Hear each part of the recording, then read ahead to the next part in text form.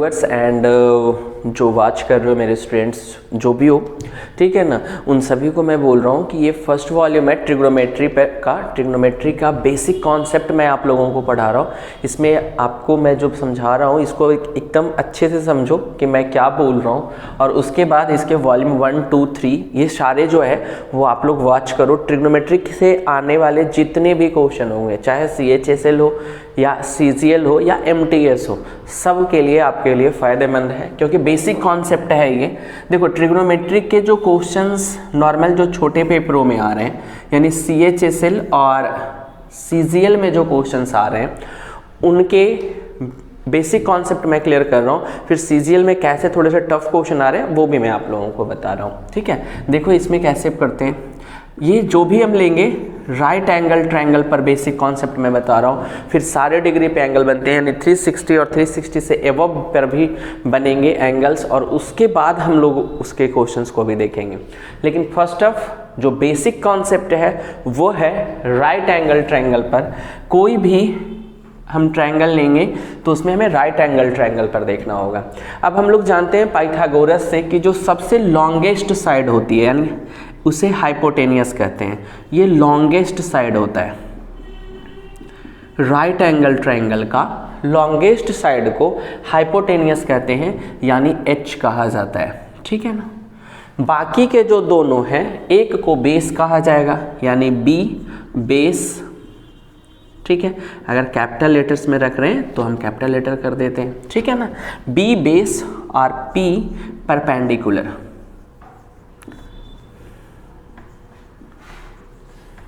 ठीक है, P perpendicular. तो अब हमें समझना है कि परपेंडिकुलर कैसे बनेगा और बेस क्या बनेगा। मैं जो लाइन बोल रहा हूँ उसको ध्यान से सुनो। जिस एंगल की बात करेंगे, यानी एंगल C की बात करता हूँ मैं, एंगल C, समझ में आ गया। तो एंगल C के सामने वाला जो साइड होगा, तो सामने वाला साइड क्या है एंगल C का, AB, है ना। तो ये क्या हो जाएगा आपका परपेंडिकुलर। एंगल C से अगर हम बात किया जा रहा है तो परपेंडिकुलर क्या होगा, AB। AB is the perpendicular और इसे मैं डिनोट कर देता हूँ P से, समझ में आ गया। और एंगल C से, ठीक है ना, हम इसमें कर देते हैं इन एंगल C से ये रिकॉर्ड हो रहा है, और नेक्स्ट जिस पर एंगल C है यानी जिस साइड पर है, तो BC क्या हो जाएगा, BC is the base. Clear है। अब इसमें हमने सिंपल सा बताया है कि अगर हम एंगल C को देखते हैं तो परपेंडिकुलर ये है, और अगर हमने इन एंगल A देखा, ठीक है ना, एंगल A देखा तो परपेंडिकुलर चेंज कर जाएगा, यानी क्या हो जाएगा, इसके एंगल A ये है तो इसके सामने का एंगल यानी BC इज द, अब मैं शॉर्ट फॉर्म में लिख देता हूँ परपेंडिकुलर, यानी A की बात होगी तो परपेंडिकुलर BC हो जाएगा, और AB क्या हो जाएगा, AB इज द बेस। सबसे बड़ा प्रॉब्लम बच्चों को बेसिक कॉन्सेप्ट में यही नहीं समझ में आता है कि बेस क्या होगा और परपेंडिकुलर क्या होगा। तो बेटा कुछ नहीं, मैं बता रहा हूँ, जिस एंगल की भी बात होगी उस एंगल से सीधा जो सामने खड़ा होगा, समझ में आ गया, यानी कि in front of angle C, the side in front of angle C, it is known as the perpendicular, समझ में आ गया। And the angle C stands on which side, it is known as base, यानी जिस पर angle C stand है उसे base कहेंगे, और जो इसके सामने में खड़ा है उसे हम लोग क्या कहेंगे, परपेंडिकुलर कहेंगे। तो एंगल A में भी मैंने आपको बता दिया और एंगल C से भी बता दिया। B तो 90 डिग्री ही होता है, और B के सामने वाला जो साइड होगा वो हाइपोटेनियस होगा, और ये सबसे लॉन्गेस्ट साइड होता है, ठीक है ना। इन ट्रिगो में अगर हम लोग चलते हैं तो ट्रिगो में नॉर्मली 3 बेसिक कॉन्सेप्ट बताया गया है, जिसे मैं आपको बता रहा हूँ। पहला है साइन थीटा। थीटा जो यहाँ पर मैं मेंशन करूँगा वो आपको एंगल मेंशन कर रहा हूँ, तो या तो हम C और A करके पढ़ लेते हैं, फिर से देख लेते हैं एंगल A किससे देख लेते हैं, साइन एंगल A। तो साइन का फॉर्मूला होता है P/H, यानी the relation between the perpendicular and hypotenuse. The relation between the perpendicular and hypotenuse, it is known as the sine A. Sine A. अब देख लेते हैं, रेशियो भी इसको बोला जाता है, क्योंकि not only relation, it is also the ratio of perpendicular side of the triangle and hypotenuse side of the triangle. Therefore अब इसको देख लेते हैं, ठीक है ना। अगर इस ट्रायंगल की बात करूं मैं, तो ए का परपेंडिकुलर क्या हो जाएगा, BC। ए का परपेंडिकुलर क्या हो जाएगा, साइन एंगल ए की बात है तो परपेंडिकुलर क्या हो जाएगा, इसके सामने वाला यानी BC, और हाइपोटेनियस क्या हो जाएगा, AC। ठीक है ना।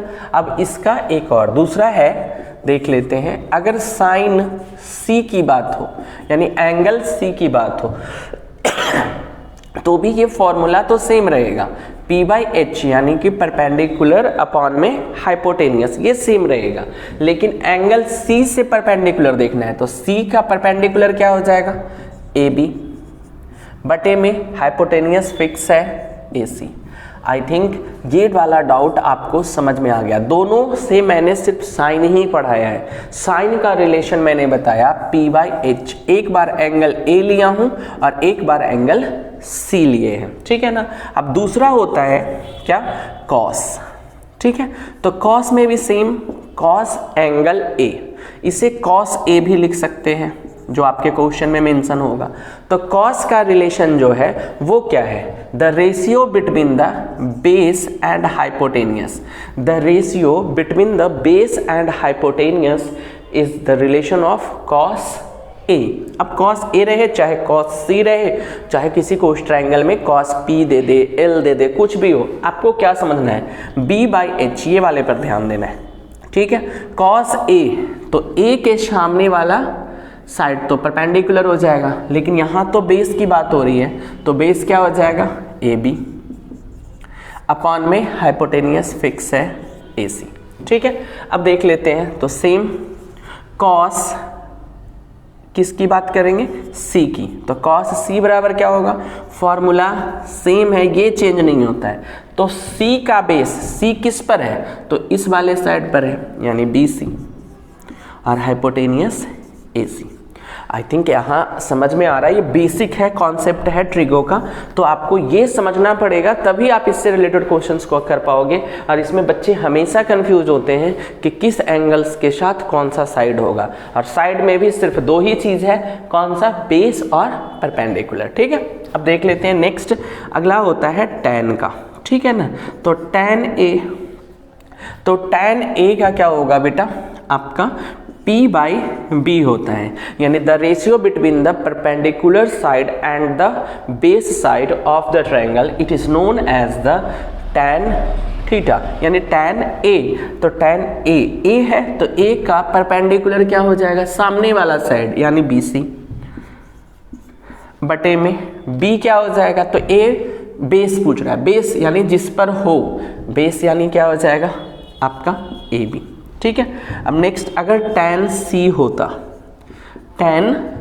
होता तो भी फॉर्मूला वही रहेगा, P/B, और BC क्या हो जाएगा बेटा, सॉरी, P क्या हो जाएगा, C का P यानी कि AB, बटे में B क्या हो जाएगा, यानी C का बेस क्या है, यानी किस पर है, C यानी PC पर है।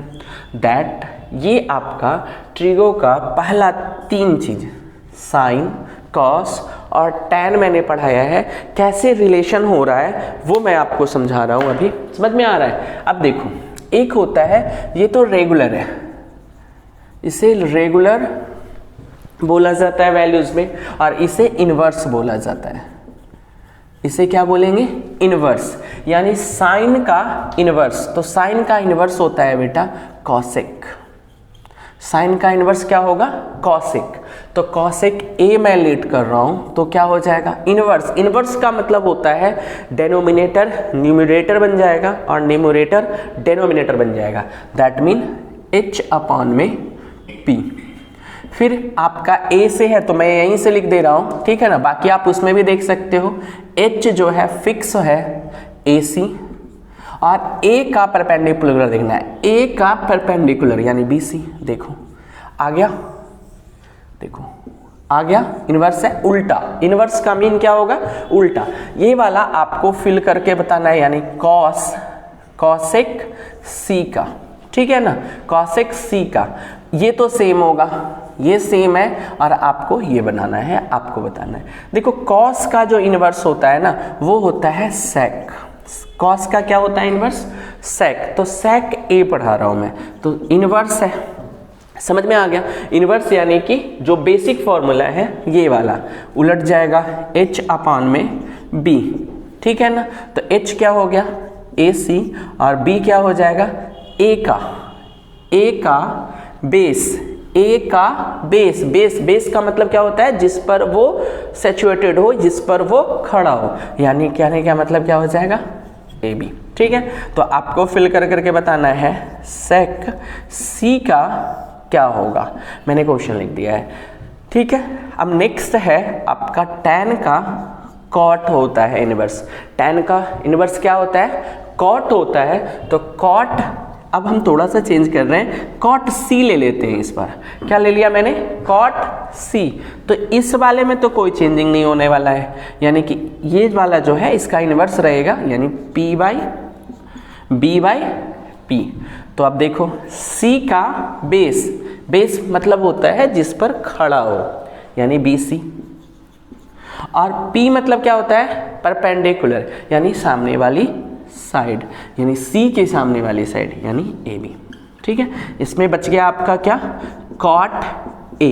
ये बेटा आपको खुद फिल करके बताना है, कमेंट करना है आपको ये बॉक्स में कि आपको ये आंसर क्या आ रहा है। वॉच करो, बेसिक कॉन्सेप्ट है, वॉल्यूम 1 पढ़ा रहा हूँ, इसमें बेसिक ट्रिगो पढ़ा रहा हूँ, बहुत हायर तक जाएगी क्लासेस, इसकी 8 वॉल्यूम्स मैं बनाने वाला हूँ। समझ में आ गया? मेरे और भी चैप्टर्स के, मैथ्स के चैप्टर्स के वॉल्यूम बने हुए हैं, जिसमें सिंपल इंटरेस्ट अभी मैंने थोड़े दिन पहले डाला था, फिर कंपाउंड इंटरेस्ट भी डालूंगा कुछ दिनों में, बट आज ट्रिगो का कॉन्सेप्ट है, ट्रिगो क्लियर कर रहा हूँ। बेसिक कॉन्सेप्ट्स 8 वॉल्यूम्स मैं अभी जस्ट बनाने वाला हूँ, तो ये समझ में आ गया होगा आप लोगों को। तो इसमें हम लोग देख लेते हैं कि टोटल हमारे पास ट्रिग्नोमेट्रिक रेशियो के लिए कितने, है ना, कितने बेसिक कॉन्सेप्ट आए हैं। तो पहला है बेटा साइन, दूसरा है बेटा क्या? कॉस, और तीसरा क्या है? टैन। और इसी का, ये से रेगुलर मैंने किया है, और इसी का इनवर्स में क्या हो जाएगा, यानी कि ये 4th नंबर का है कॉसेक, साइन का कॉसेक। क्लियर है लाइनिंग? फिर आपका कॉस का सेक यानी 5वां, और फिर टैन का कॉट यानी 6 मैंने रिलेशन बनाया है, जिसमें रेगुलर और इनवर्स करके बताया है। अब इनसे कैसे फॉर्मूले आ रहे हैं वो भी मैं आपको बता रहा हूँ। बेसिक अगर आप देख लिए ना, पूरी ट्रिगो आपको समझ में आ जाएगा, ठीक है। क्या बताया कि रेगुलर होते हैं कुछ ट्रिग्नोमेट्रिक में फंक्शंस, जिसमें देख लेते हैं रेगुलर में क्या था। अभी मैंने लिखा था पहला साइन, तो इसको थीटा मैंने कर दिया है, एंगल कोई भी ले सकता है इसमें। दूसरा कॉस थीटा, और तीसरा क्या था? Tan theta. और इसी का फिर मैंने आपको बताया क्या? इरेगुलर में, है ना, इरेगुलर में मैंने आपको डाला था, यानी इनवर्स में, ठीक है ना। मैंने क्या डाल दिया था? फर्स्ट है साइन का कॉसेक होता है, कॉसेक थीटा। दूसरा क्या मैंने डाला था आपका? कॉस का क्या डाल दिया था? Sec theta. और तीसरा मैंने डाल दिया था आपका टैन का कॉट थीटा, ठीक है ना। तो इन दोनों से थोड़ा सा रिलेशन देख लेंगे। पहला क्या है बेटा? Sine theta. साइन थीटा का अगर इन्वर्स करते हैं तो क्या आएगा? कॉसेक थीटा, यानी 1 में कॉसेक थीटा। क्लियर है लाइनिंग? अब इससे एक फॉर्मूला बन जाएगा, क्या बन जाएगा? Sine theta into cosec theta equal to 1, ठीक है। अब दूसरा हम लोग ले लेते हैं कॉस थीटा। तो कॉस थीटा का इन्वर्स क्या होता है? 1/सेक थीटा, ठीक है, सेक थीटा। तो क्या हो जाएगा बेटा? Cos theta into sec theta equal to 1। समझ में आ रहा है, कहीं से कोई फॉर्मूला नहीं निकल करके आ रहा है, बेसिक कॉन्सेप्ट क्लियर है, ट्रिगोनोमेट्री के सारे वॉल्यूम्स आपको समझ में आएगा। और बेसिक अगर नहीं क्लियर है तो आप कुछ भी करते रह जाओ, कुछ नहीं समझ में आने वाला है, क्योंकि ट्रिगोन थोड़ा सा टफ होता है, इंजीनियरिंग स्टूडेंट्स के लिए काफ़ी आसान है क्योंकि वो करते रहते हैं इसको। नेक्स्ट है दूसरा आपका tan थीटा, है ना बेटा, tan थीटा इक्वल टू क्या लिखेंगे 1/cot थीटा। तो इसका क्या हो जाएगा tan थीटा, ठीक है, into cot theta equal to क्या हो जाएगा 1। ये 3 बेसिक फॉर्मूले मैंने आपको बताया है, एक इन्वर्स और रेगुलर का, यानी इरेगुलर और रेगुलर का, ठीक है ना। अब देख लेते हैं इसमें एक और फॉर्मूला tan थीटा, ठीक है, tan थीटा इक्वल टू एक और होता है sin थीटा अपॉन में cos थीटा। तो how I can prove that कि हम sin थीटा अपॉन में cos थीटा होगा तो वैल्यूज tan थीटा आएगा। तो देख लेते हैं इसका sin थीटा का क्या होगा बेटा, अभी मैंने लिखा था पीछे में, आप वीडियोस के पीछे में जाओ और फिर देखो sin थीटा की वैल्यू p/h लिखा हुआ है, ठीक है ना। और दूसरा नेक्स्ट हम लोग देख लेते हैं cos थीटा का, वीडियो के पीछे में जाकर देखो, कॉपी पे राइट डाउन करो लिखते समय कि क्या फॉर्मूला मैं लिख रहा हूँ, आपको बहुत हेल्पफुल होगा, बार बार वीडियोस कितने देखोगे, है ना। तो p/h अपॉन में b/h, क्लियर है लाइनिंग। tan थीटा, तो tan थीटा का फॉर्मूला हमने लिखा था p/b। अब देखो सिंपल सा मैथ्स कैलकुलेशन, p/h मल्टीपल, क्योंकि यहाँ से डिवाइड हो रहा है, यहाँ से क्या हो रहा है डिवाइड, तो ये उलट जाएगा, यानी h/b, और ये कट गया p/b। अब देखो इस तरफ भी p/b, यानी ये फॉर्मूला आपको अब समझ में आ गया होगा कि मैंने राइट डाउन कैसे किया। tan theta equal to sin theta upon में cos थीटा। तो बेटा अगर cot थीटा की बात हो तो हम क्या लिख सकते हैं, cos थीटा अपॉन में sin थीटा, क्या लिख सकते हैं sin theta, cos theta upon में sin थीटा। समझ में आ रहा है आप लोगों को। तो अब इसके बाद हम कुछ क्वेश्चंस ले रहे हैं कि कैसे वो क्वेश्चंस रहेंगे और फिर कैसे मैं इसको बना करके बता रहा हूँ, ठीक है ना।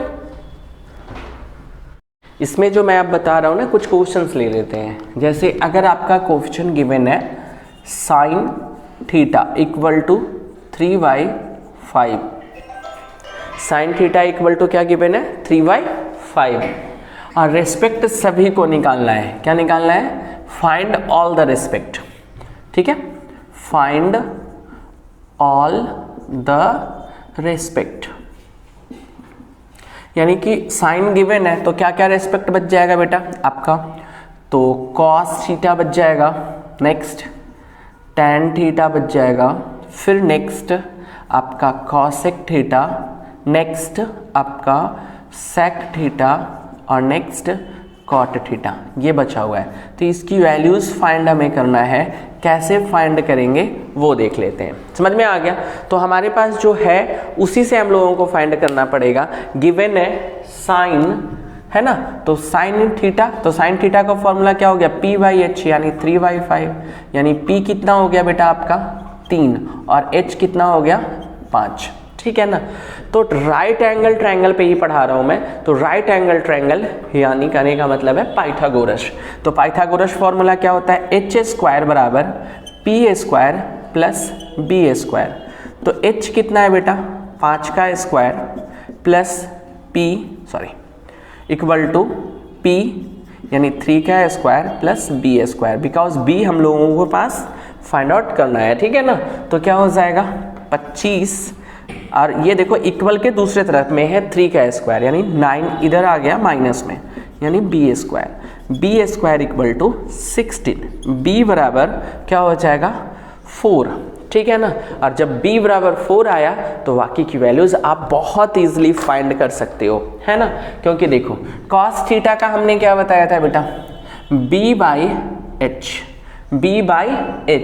अब देखो मेंशन है यहाँ पर थीटा, यानी कोई भी एंगल की बात हो रही है तो डायरेक्टली हम ये निकाल करके कर सकते हैं। लेकिन अगर इस ट्रायंगल से ही पूछा जाता कि साइन c की वैल्यू है और cos a की वैल्यू पूछ लेता तो थोड़ा डिफरेंट होता, मैं वो भी बताऊंगा आपको लोगों को अभी। तो cos थीटा इक्वल टू क्या है b/h, तो b कितना आ गया हमारे पास 4, यानी 4/5 आंसर। नेक्स्ट, अगर tan थीटा होता तो क्या होता है, P/B, यानी ये क्या हो जाता है, P कितना है हमारे पास 3, तो 3 बटे में क्या हो जाएगा B, यानी 4। क्लियर है लाइनिंग।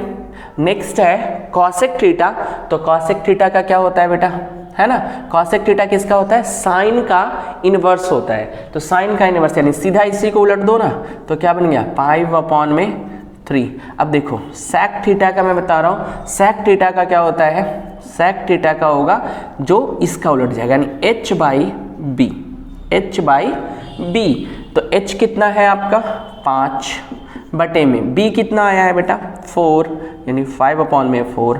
और tan cot थीटा का, तो cot थीटा इक्वल टू हम लोग क्या लिख सकते हैं, B/P। B कितना आया है 4/3, और ये हमने पांचों फाइंड कर लिया। बहुत इजीली तरीके से फाइंड कर सकते हो, समझ में आ गया। अब मैं आपको एक बता रहा हूँ पाइथागोरस ट्रिक, समझ में आ गया, यानी कि कोई साइड अगर हमें पता है, ठीक है ना, तो अनदर साइड्स कैसे निकाल लेते हैं फटाफट में। पाइथागोरस ट्रिक का एक मैं बना करके बता रहा हूँ आप लोगों को कि क्या है वो पाइथागोरस ट्रिक या पाइथागोरस ट्रिपलेट, समझ में आ रहा है। तो पाइथागोरस ट्रिपलेट क्या है, जैसे अगर कोई साइड 3 दिया हुआ है, क्या दिया हुआ है 3 दिया हुआ है, तो बाकी के इसके साइड्स क्या होंगे। अगर कोई राइट एंगल ट्रायंगल है, कौन सा है, राइट एंगल ट्रायंगल है, तो एक साइड अगर 3 दिया हुआ है तो अनदर साइड्स क्या होगा, तो पहला साइड्स तो बेटा 3 दिया है इसलिए 3। अब दूसरे साइड में क्या करना है कि जो दिया हुआ है उसका स्क्वायर कर देना है, ठीक है, और उसमें से 1 माइनस कर देना है, तो वो अगला साइड हो जाएगा, बटे में 2 कर देना है, यानी 3 का स्क्वायर 9 माइनस 1 बटे में 2, यानी आपका आएगा आंसर 4। यानी पहला साइड तो 3 है उस ट्रायंगल का, तो दूसरा साइड क्या हो जाएगा 4। और अगले का मैंने बताया क्या 3 का स्क्वायर, यानी जो साइड गिवन है उसका स्क्वायर प्लस में 1 करना है, अपॉन में 2 करना है, यानी 9 + 1 अपॉन में 2, और ये आ गया 5। अब ध्यान दो 3 साइड मैंने लिया, बाकी के 2 साइड्स क्या हो जाएंगे 4 और 5। देखो इसमें भी आ गया है वही, 3 एक साइड है, एक 5 है, अगला 4 है। ये पाइथागोरस ट्रिक यानी ट्रिपलेट निकालने का तरीका, यानी कि जो साइड है उसको मैंने लेट कर लेता हूं मैं कि m है, जो साइड है वो क्या है m है, तो m कर लिया मैंने, ठीक है ना। तो m² - 1 अपॉन में 2 करना है, तो एक साइड अगला आ जाएगा, ठीक है। और अगला उसके अगला कैसे निकालेंगे, m² + 1 अपॉन में 2 जब हम लोग कर लेंगे तो हमें अगला निकल जाएगा, और ये है पाइथागोरस ट्रिपलेट। अब आपको बना करके बताना है कि यदि कोई साइड बोल रहा हूं मैं, साइड क्या दे रहा हूं मैं, ठीक है ना, साइड आपको मैं दे रहा हूं, ठीक है 12, कोई साइड 12 है तो इसका ट्रिपलेट क्या बनेगा, यानी इसके ट्रायंगल के अनदर साइड्स क्या होंगे, इसका कमेंट में आप लोगों को करना है कि इसके अदर साइड्स क्या बनेंगे, ठीक है ना। इसको और थोड़े से कुछ और क्वेश्चंस को लेकर के आ रहा हूं, ठीक है। छोटे पेपर है तो छोटे पेपर में बैठ रहे हो तो बेसिक कॉन्सेप्ट से रिलेटेड क्वेश्चंस आते हैं, तो ये बेसिक कॉन्सेप्ट का वॉल्यूम 1 है, तो इसमें से रिलेटेड आएंगे। तो देख लेते हैं थोड़ा सा और कैसे क्वेश्चंस आएंगे, देख लेते हैं। साइन अगर यहाँ पर गिवन है कॉस, ठीक है ना, कॉस ए की वैल्यू, ठीक है ना, कॉस चलो पी कर देता हूँ मैं इसे, ठीक है, कॉस पी की वैल्यू 12 बटे में लिखा गिवन है 13, 12 बटे में 13, ठीक है। इन ट्रायंगल PQR, ठीक है ना, Q जो है वो क्या है आपका राइट एंगल है, Q is the right angle, ठीक है, Q जो है वो राइट एंगल गिवन है, कॉस P बराबर दिया हुआ है 12 बटे में 13, और आपसे पूछ रहा है tan R की वैल्यू, ठीक है, और दूसरा पूछ रहा है sec P की वैल्यू, ठीक है, sec P की वैल्यू, ये 2 वैल्यू पूछ लिया है। समझ में आ गया कैसे करेंगे इस क्वेश्चंस को।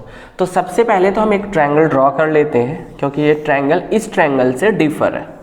ट्रायंगल क्या है PQR है, Q जो है वो 90 डिग्री है, Q ये लिख लेंगे। अब हमें जो मन करेगा ना उसे हम लोग P बना सकते हैं और उसे हम लोग R बना सकते हैं। जैसे अब इसे मैंने P कर लिया और इसे मैंने R कर लिया। क्लियर है लाइनिंग। अब आपको मैंने क्या पढ़ाया, बेस और परपेंडिकुलर का रिलेशन। तो cos P गिवन है ना बेटा, क्या गिवन है, cos P इक्वल टू 12/13। तो cos P, तो cos का पहले बेसिक फॉर्मूला यानी B/H, ठीक है। अब 12/13, ठीक है। तो B हो गया कितना 12 और H कितना हो जाएगा 13। तो अब B और P समझ में नहीं आ रहा है तो समझते हैं P है, तो P ये वाले एंगल की बात हो रही है, ठीक है। cos P यानी ये वाले एंगल की बात हो रही है। अब इसका बेस तो ये होगा, बेस क्या हो जाएगा PQ, PQ बेस हो गया। H क्या हो गया आपका अगर P एंगल से ले रहे हैं, ठीक है ना, और ये क्या हो जाएगा आपका हाइपोटेनियस यानी PR। क्लियर है लाइनिंग। अब देखो अब हम लोग निकाल लेते हैं पहले P की वैल्यू। तो P की वैल्यू निकालने के लिए हमें क्या करना पड़ेगा, पाइथागोरस फॉर्मूला लगा लेते हैं। क्या होता है फॉर्मूला, H² बराबर P² प्लस B²। H² यानी 13 का स्क्वायर इक्वल टू P पता नहीं है बेटा, तो P² प्लस में B² यानी 12 का स्क्वायर, नेक्स्ट 13 का स्क्वायर 169, ठीक है। 169 माइनस 12 का स्क्वायर 144 बराबर P², यानी कि आपका P की वैल्यू आ जाएगा क्या, इसमें माइनस करोगे 25 आएगा और 25 रूट में है यानी 5। P की वैल्यू कितना आ चुका है हमारे पास 5, कितना आ चुका है 5 P की वैल्यू, ठीक है। अब हम लोग निकाल लेते हैं, बहुत आसानी से निकलेगा, कैसे निकलता है वो देख लेते हैं। tan R पूछा, तो tan R का बेसिक फॉर्मूला क्या होता है, tan R का बेसिक फॉर्मूला होता है P/B,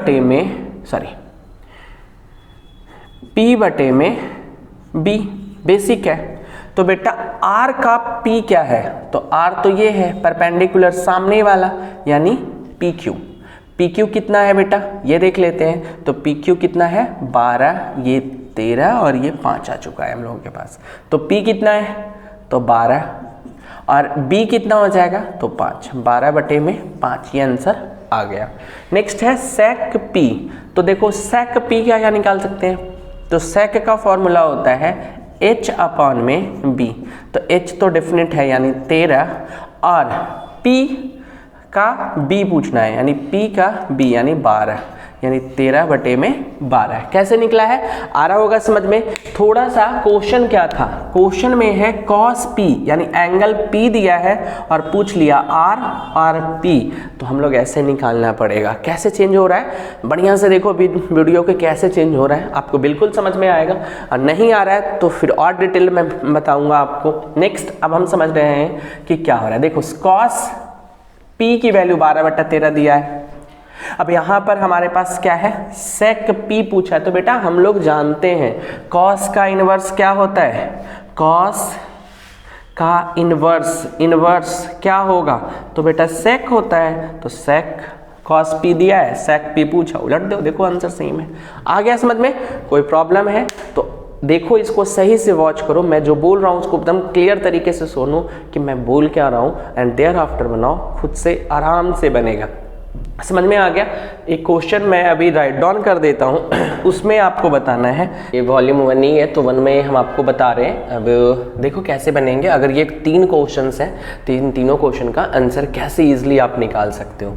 तो क्या गिवन है आपका tan theta equal to 3/4, that mean tan theta का क्या होता है, ये हो जाएगा P और ये हो जाएगा B, ठीक है। तो बेटा H क्या होगा, तो H बराबर हो जाएगा आपका क्या 5, ये हमने निकाल करके बता देता हूँ। 5 होगा, कैसे आएगा 5, ये पाइथागोरस जब आप फॉर्मूला लगाओगे तो आ जाएगा। पाइथागोरस का फॉर्मूला मैं लिख देता हूँ क्योंकि पीछे वाले क्वेश्चन पे भी मैंने बता दिया है कि कैसे निकलता है। अगर आपका 2 पता है आइडेंटिटी, तो तीसरा कैसे निकालते हैं, तो ये वाला फॉर्मूला लगा के आप निकालोगे तो h की वैल्यू 5 आ जाएगा। अब हमें फाइंड क्या करना है, साइन थीटा और कॉस थीटा की वैल्यू। तो साइन थीटा बराबर क्या होता है p/h, इनटू में कॉस थीटा बराबर क्या होता है b/h। तो p कितना है इसका, तो 3/h 5 गुने में b कितना है 4/5 यानी 12/25 आपका आंसर है। बहुत इजी तरीके से वॉल्यूम 1 ही बन रहा है ये, तो आपको हम वॉल्यूम 2 वॉल्यूम 3 भी बनाएंगे। 8 वॉल्यूम तक में पूरी ट्री को CGL तक का कॉन्सेप्ट हम क्लियर करने वाले हैं आप लोगों को। ये आ गया आपका आंसर। देखो इस क्वेश्चन में थोड़ा सा डिफर है, तो आपको लग रहा होगा सर ये कैसे बनेगा, तो बेटा बहुत ही सिंपल है, क्यों ना हम लोग इसको कर लेते हैं। क्या ये सेकंड वाले क्वेश्चन का है, सेक थीटा, तो sec theta equal 7 sec theta equal to 25 है। क्या है 25 है, तो सिंपल है, सेक थीटा इक्वल टू हम क्या लिख सकते हैं 25/7। तो बेटा सेक थीटा का फॉर्मूला होता है क्या, ये अब आपके दिमाग में होना चाहिए, समझ में आ गया। सेक थीटा का होता है h/b, यानी ये वाला h हो गया और ये वाला b हो गया। तो बेटा p बराबर क्या होगा, तो p आप इस फॉर्मूले से ही लगाना है, पाइथागोरस लगा के ही निकालना है। मैं निकाल करके बता दे रहा हूँ, p जो है वो 24 आएगा इसका कितना आएगा 24 आएगा। अब हमें निकालना क्या है साइन थीटा की वैल्यू, तो हम लोग जानते हैं p/h होता है, तो p कितना आ गया 24 अपॉन में h कितना हो गया 25, आंसर हो गया इसका। इतना इजी तरीके से बनते हैं ऐसे क्वेश्चंस, कुछ भी ज़्यादा करना नहीं होता है। नेक्स्ट है if sine theta equal to a/b, तो फाइंड कॉस थीटा क्या होगा। तो आपको इसमें भी आपको फाइंड करना है, तो देख लेते हैं, इस क्वेश्चन को भी बनाते हैं, ठीक है।